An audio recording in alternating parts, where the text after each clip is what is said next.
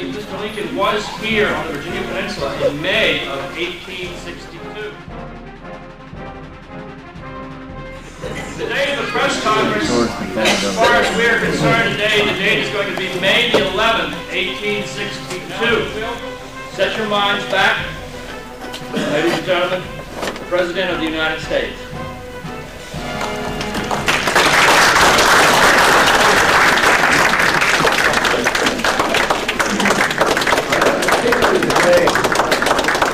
Afternoon, man.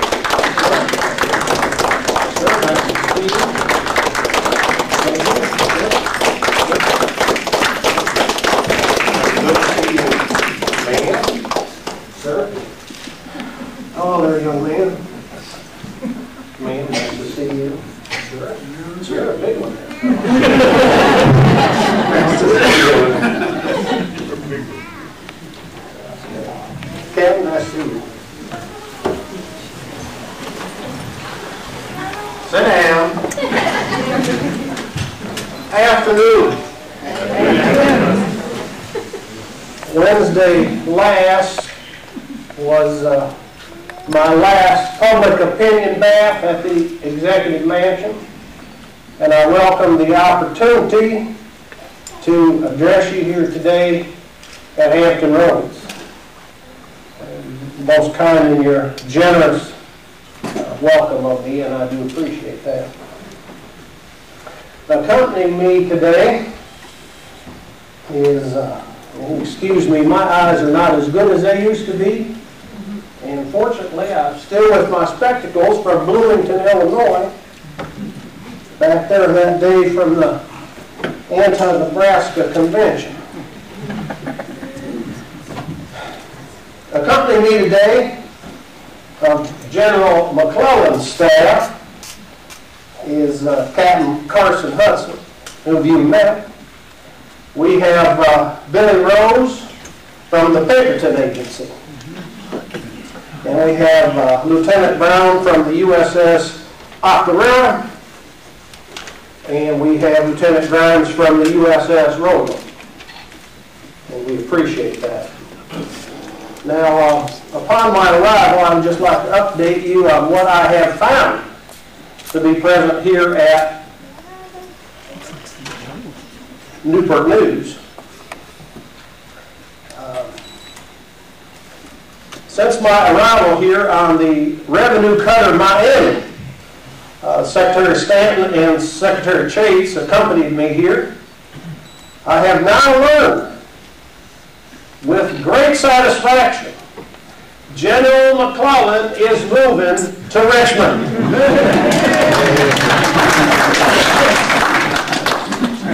We have taken Yorktown and Williamsburg. Norfolk is abandoned. It has been shelled, and it is now occupied. And as of 4:30 this morning, I would like to announce that the Confederate ram Merrimack is scuttled and set ablaze in the harbor. Hey, huzzah.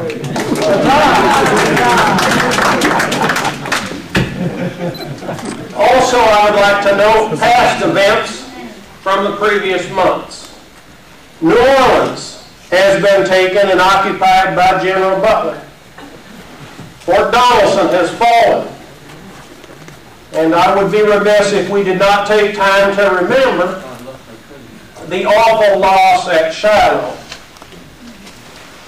But this administration should not allow these brave dead to have died in vain. And now we can look to the speedy end of this successful operation under General McClellan. But above all, the blockade remains intact. I'd like to take this opportunity to thank Lieutenant Warden for his gallantry and the gallantry of the crew from that monitor. Warden has done more for me in honor than I can ever do to him. And you know that Lieutenant Jeffers now has assumed command of the monitor, and it will continue on with its mission to its successful completion. At this Confederate low point, we look to establish coaling stations along the Atlantic coast, that a speedy end is indeed in sight. I would also be remiss if I didn't share with you some words from Harper's Weekly about your Lieutenant Warden and his gallantry, as so ably noted by the press. And I'm appreciative for their great detail which they're reporting the facts. His gallant performance at the Battle of Hampton Roads is recorded in another part of this paper. Under Providence, he saved our Navy. The correspondent for the Associated Press well says, and I quote for you this afternoon, "The Monitor has handled with unsurpassed skill, decision, and coolness of which all praise should be given her officers. She has come up to the expectations that were formed of her and has proved herself impregnable to the heaviest shot at close quarters. Lieutenant Warden, who handled the Monitor so skillfully, is in Washington in the hands of a surgeon. He was in the pilot house of the Monitor when the Merrimac directed a whole broadside at him and received his injuries from the minute fragments of powder which were driven through the lookout holes. Lieutenant Warden was stunned by the concussion and was carried away. On recovering, he asked, 'Have I saved the Minnesota?' The reply was yes, and whipped the Merrimac. To which he answered, 'Then I don't care what becomes of me.'" That is your Lieutenant Warden. Now, I understand that you all may be curious and have some questions, and I will entertain those at this point. Does anyone have a question for Captain Hudson will direct the questions. Mr. President, you spoke of General McClellan's move toward Richmond. I wonder if you can give us an idea of your expectations as to when Richmond might be in Union hands. Well, I'm not entirely, I'll repeat the question. He's asking about if I'm knowing the specifics of the good general and where he is. Well, he's somewhere between here and Richmond. And I am certainly glad to know that he is over his case of the slopes. And I'm reminded, sir, of my secretary visited his residence in Washington City, and he refused to see the secretary and I, indicating through his manservant that he had gone to bed. Now, the secretary was much anxious about that, but my response was, "Calm down. I'll hold McClellan's horse if he'll just fight." And indeed, he now has chosen to fight. So we will think he will get there and be ready to take Richmond with the support from the Navy on that side of the coast. And we're hoping that it will be soon and not later. Sir. Mr. President, have you met or do you plan to meet with John Erickson to congratulate him on his ship? Well, and he's asked about my friend Erickson, and you know, I carry a photograph of my friend, Mr. Erickson. And I am happy that he was here to provide us with such usable equipment. And so at first chance, he will be congratulated on his endeavor. What the future is from this kind of experimental craft will remain to be seen. But I am pleased to have had him on our side. Young man, you had a question here. If you'd rise up and shout it out. President, what's it like to be president? He wants to know what it's like to be president. Well, son, these are not the best times to be president. And although I think this great scourge will pass away from us and we will remain one nation under God. You see, young man, our government is the last best hope of democracy, and therefore it should be sustained. Is that Erickson's boat you have there? Well, you take that home. Remember this press conference today. Yes, sir? Will you pardon the man in New Orleans who tore down the American flag? Or will he be hung as Butler has ordered? Well, I'm not one to get into Butler's business. Since he's the governor down there, I think for right now we're just going to let Butler take care of Butler's business. Whatever that should come to be known. Yes, sir, in the back. Mr. President, there's a rumor going around amongst the soldiers and sailors that since the fall of Norfolk that you, the President, personally were involved in that operation. I wonder if you could tell us a little something about that. Well, yeah, I'll share that. The fellows from the Navy put in a boat, and they were saying, and we saw that there was a question on what the status of Norfolk was. And it was hard for me to determine how we could determine that from so far away. So Chase and I was put in a boat, rowed across, and we got out there on the sand and walked around. And there weren't nobody there. And I said, fellas, land here. By golly, that's what they did. So, and I'd like to see that point again. There's a little spit there where we come in and on that boat. But it was fine sand, and we got on there with no trouble.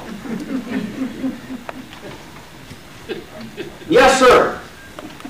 I hate to ask a disobliging question, Mr. President, but in all of these glorious statements you've made about the ironclad victory, you've left out the fact that your administration let the United States Navy endure the worst catastrophe in its history.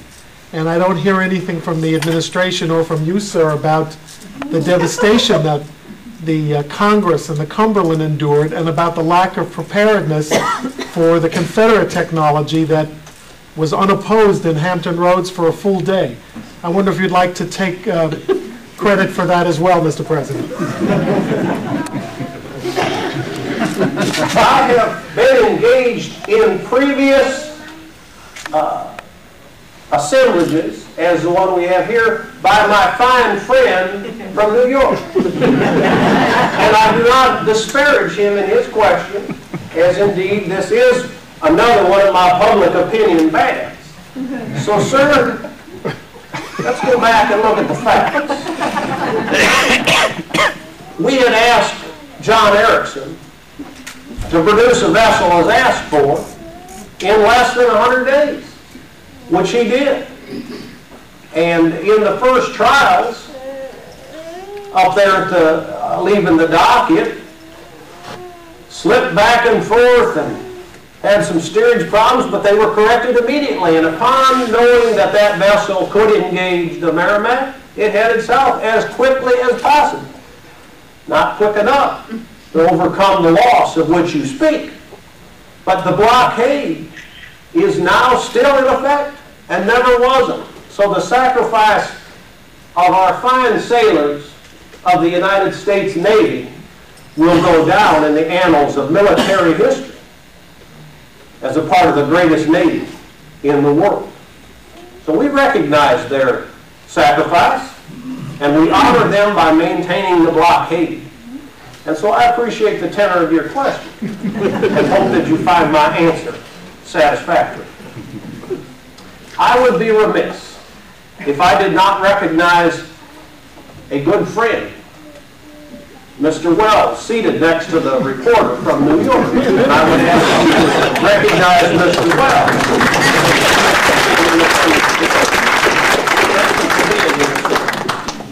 And don't hesitate to poke him if he gets a little unruly.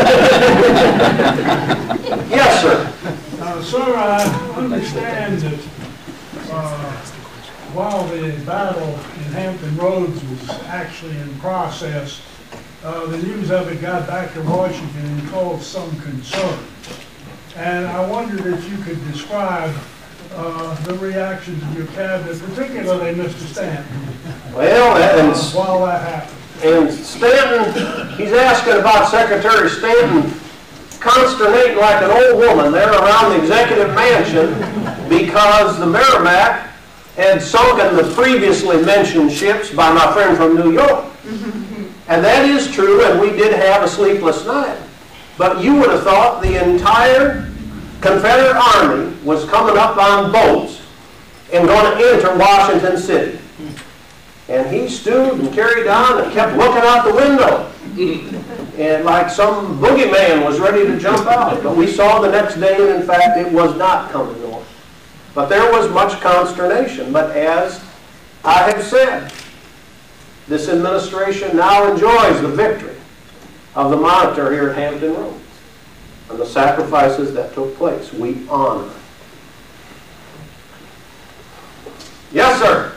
Mr. President, Hatteras, North Carolina is not a very well-known place, but there's 2 forts that fell there last year, and General Burnside's expedition was able to go in through Hatteras Inlet as a result and capture Roanoke Island. I just wondered what your immediate reaction was after those victories.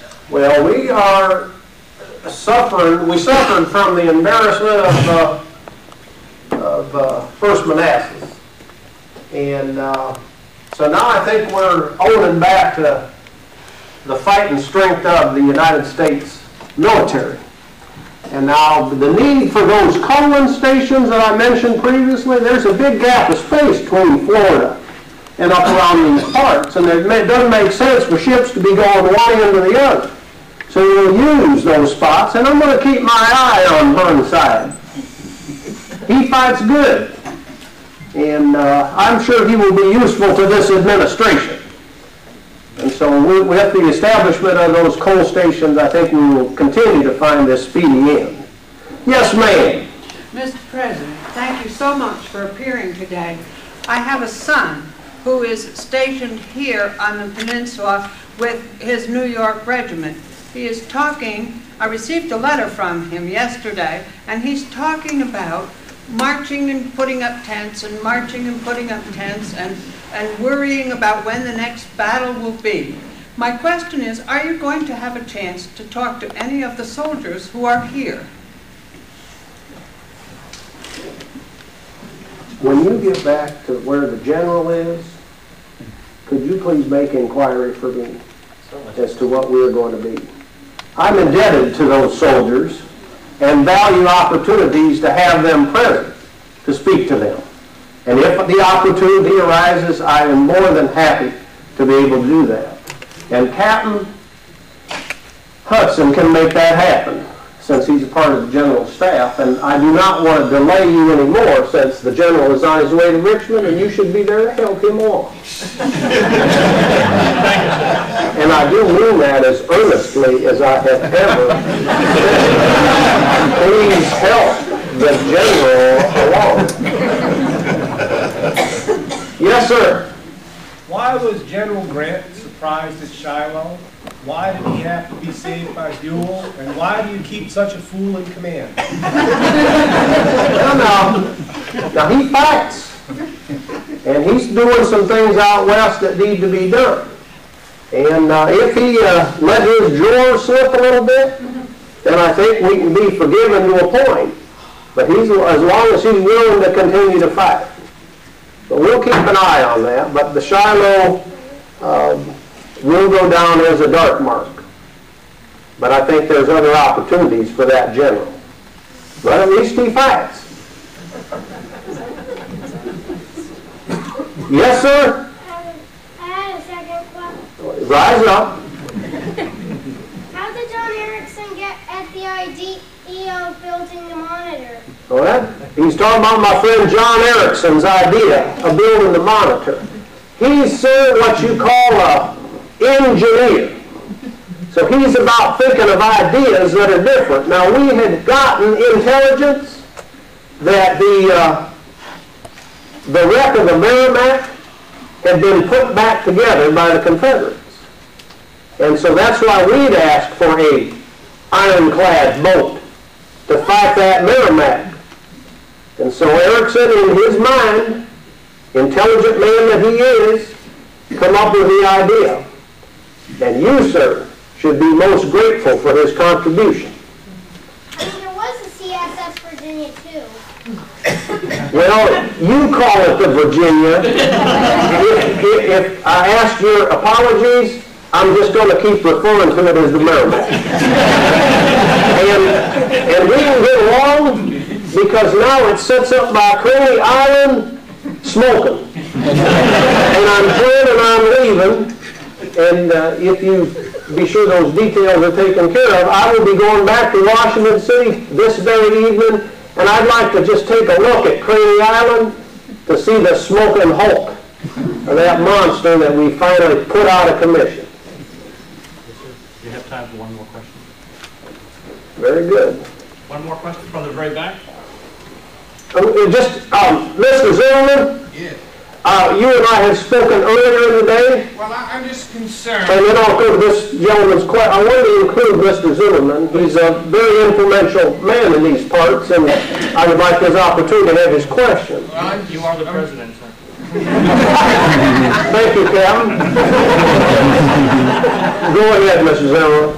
Mr. President, I'm very concerned about the naval expenditures for metal boats, iron boats. It seems to me that metal in water sinks and wood floats. Basic distinction. Why are we wasting our time and money?